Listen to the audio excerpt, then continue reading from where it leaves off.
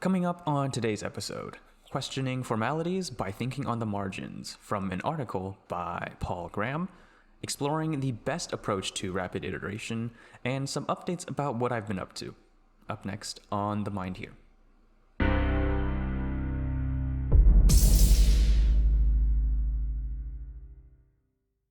Hey, what is up everyone? It's Theguyhere, and welcome to another episode of Themindhere, the bi-weekly podcast where I talk about new knowledge I've learned, projects I'm working on, and current events. Topics may be random, but I hope that with each episode you can come away with a fresh perspective on the universe. Welcome to all of you who are here for the first time. If you like my content and you want to see more, please consider subscribing. Alright, so let's start off with the Marginal Mindsets by Paul Graham. So the article that I read throughout the past week was called The Power of the Margins. And these articles I actually found, it goes back, it's quite a bit of a story, but so I started reading a book called Indistractable about a year ago, I think. That was by Nir Eyal. Highly recommend it if you're into productivity and you want to learn about a few things, how to keep your focus intact. It has some pretty good advice there, so I recommend checking that book out.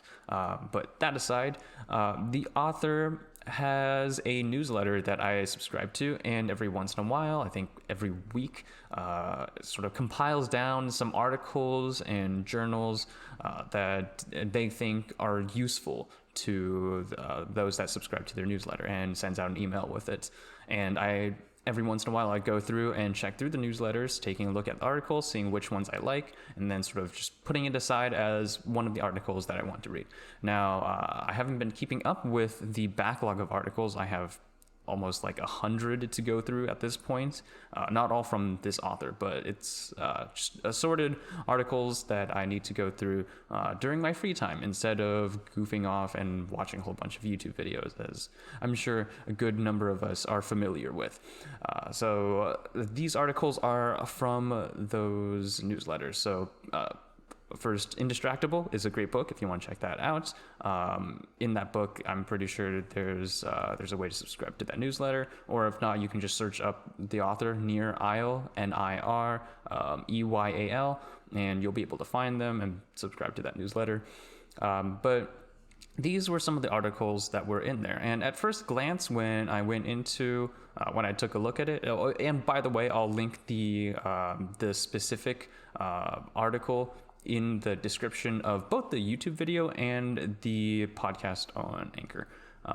But so if you take a look at the article and the website, it seems like, it's a little old-fashioned. It's just very simple web design. There's not a lot of the more modern looking styles, but don't let that fool you, because that's not what's important there. The importance is the content, and there are some really good points that the author points out, and it makes you question a lot of things about society in a good way, and it gets you thinking, right? It doesn't just sort of go with the status quo and say everything's fine or everything's terrible and play to a whole bunch of platitudes.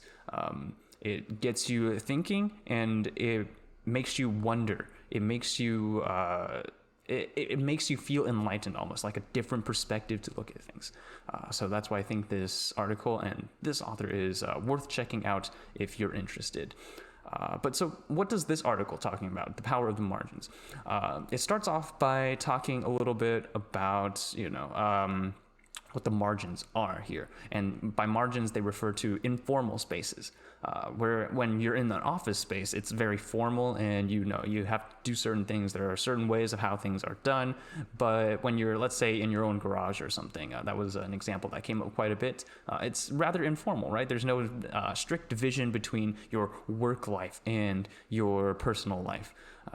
And it mentions how a lot of great inventions and wonderful, very influential people, so like Steve Jobs and the Apple computers, all of that.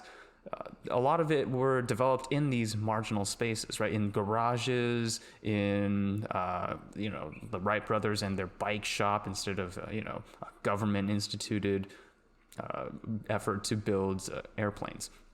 So it takes a look at the history and says, hey, you know what? There's an observation here. The first observation is that a lot of great things tend to happen on the margins.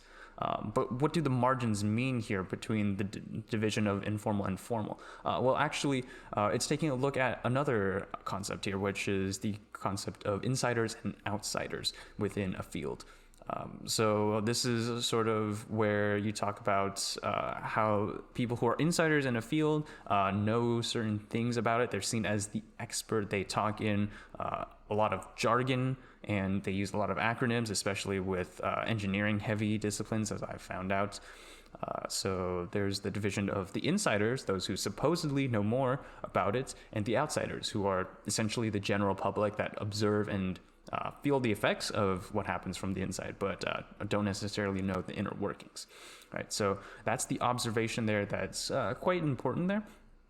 And he notes that, in order to distinguish between who's an insider and outsider, you sort of have to have a test. Now, it's not a formal test where you have to sit down, standardized test, and go through, like an SAT or something. No, not that kind of test, but there's almost always... there's almost always a way to distinguish. And that test could be through interviews into the industry. It could be actual tests like in academia. Or it could simply be who manages to be successful and become popular in a certain field, right? Those are the different tests that sort of distinguish you between insider and outsider. Now, with these tests, how do you become an insider then? Well, in order to become an insider, you have to pass the test. And how do you pass the test? Well, you either have to be good at what the test is measuring, which sometimes isn't actually what you want to measure. For example, GDP is a test of your income that you generate in a country, the sort of dollar value that's generated, but it doesn't account for everything, right? So if you're not accounting for everything, then it's not going to be measuring that well. And if you happen to measure well on that test, that doesn't mean you're actually doing well with, let's say, when you're talking about well-being.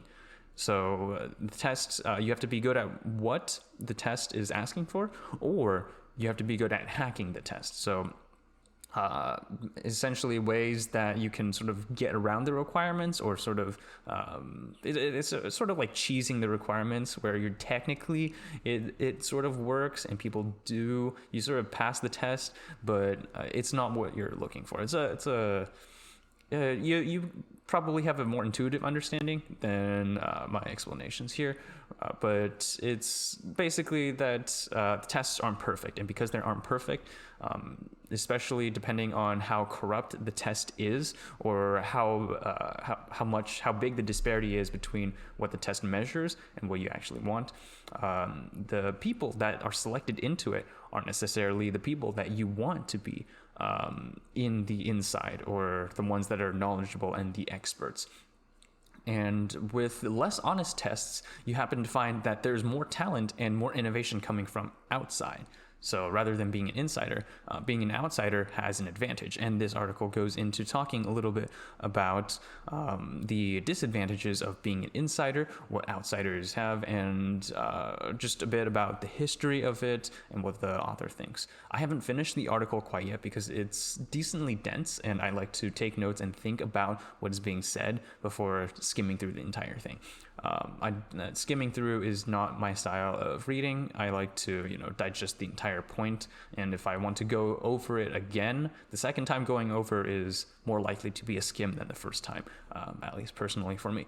But that's a little bit of a summary of what that article is, and one of the most important points actually that I almost forgot to mention, it talks about something that can be applied more generally, is that when you become more eminent or famous, renowned for your work, your time becomes more valuable. People demand your time more, and because of that, you get drawn into a lot of different things that not necessarily are beneficial to what your goals are,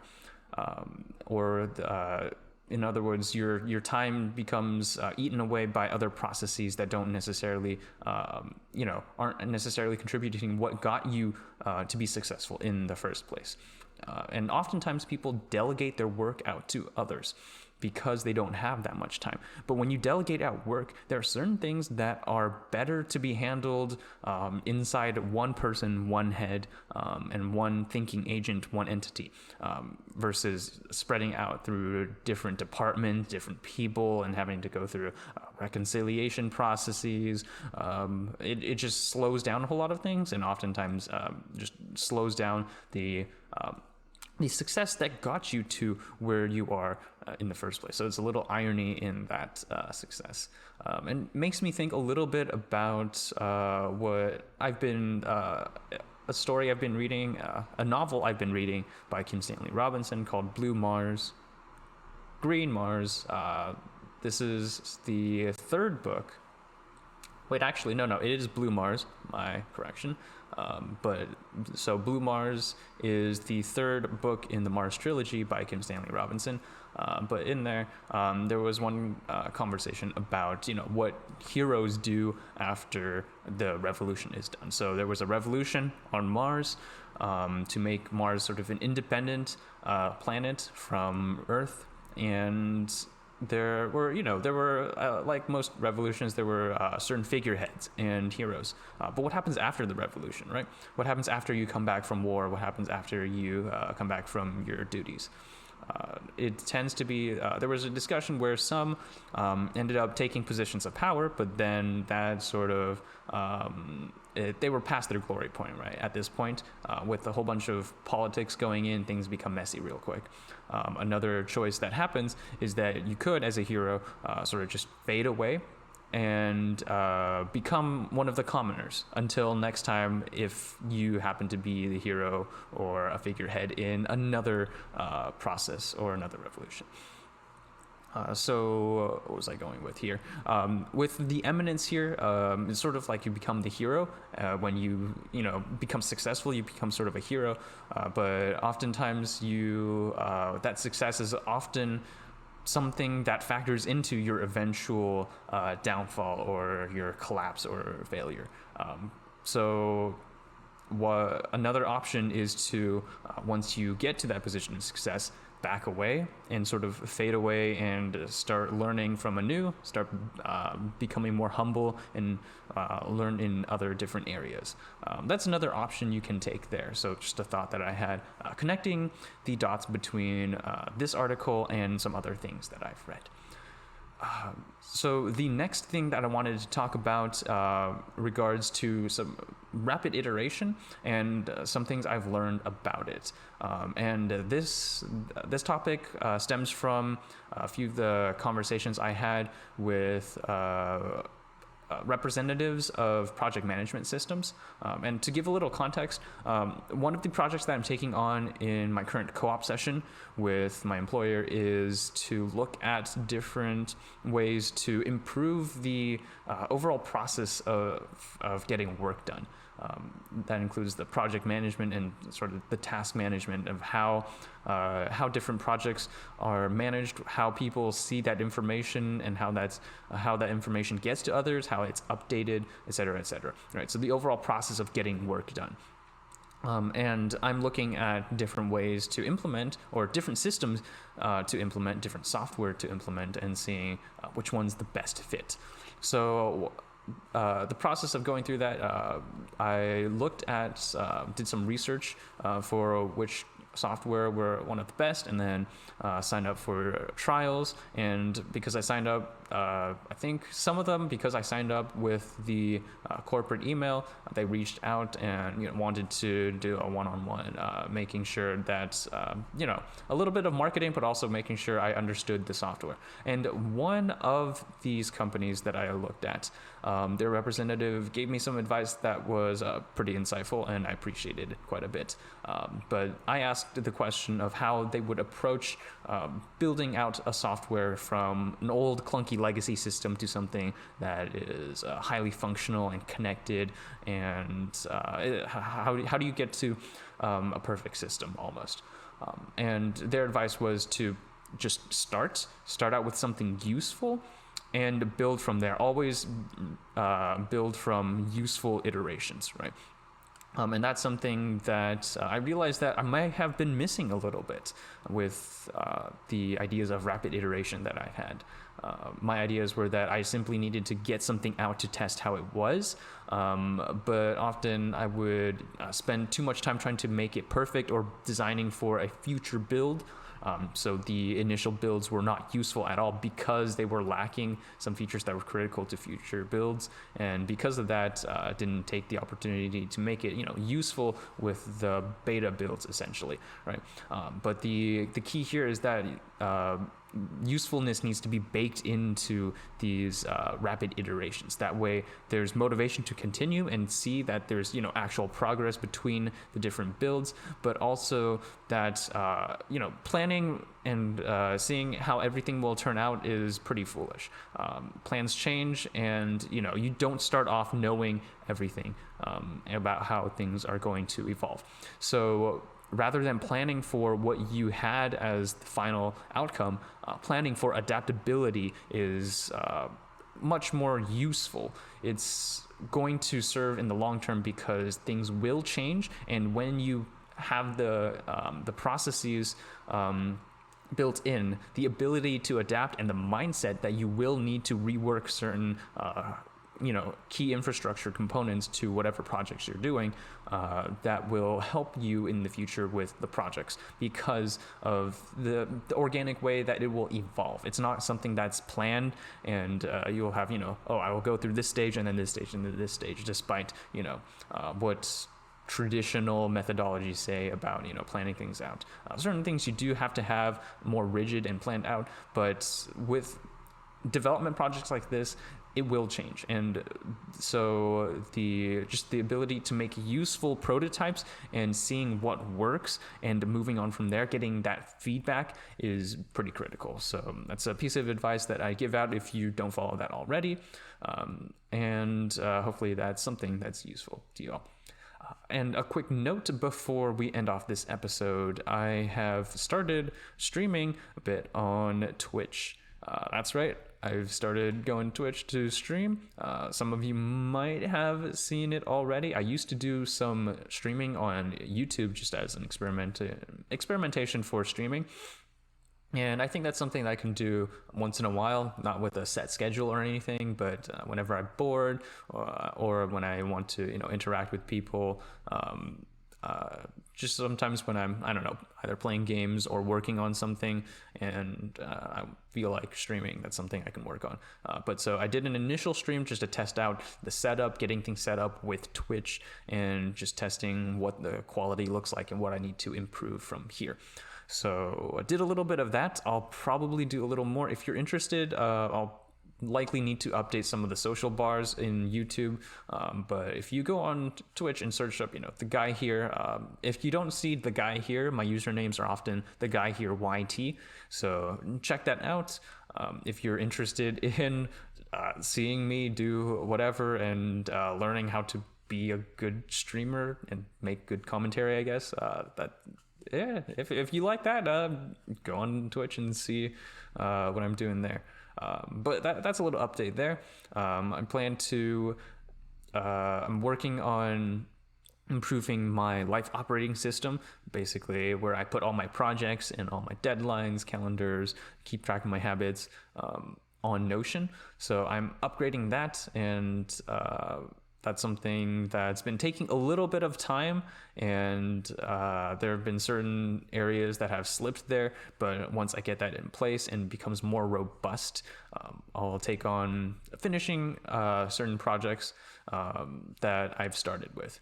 The main priority here being that Minecraft plugin for villager defense, and then I'll move on to another software project that I've been meaning to take on for a while. So those are some updates for what will happen in the future for this channel. But anyways, thank you all so much for coming and watching. I appreciate the support you all have given me.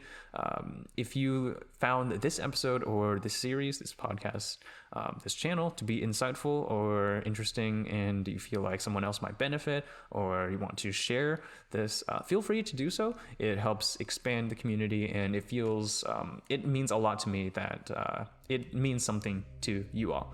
Anyways, stay humble, and I'll see you all in the next episode.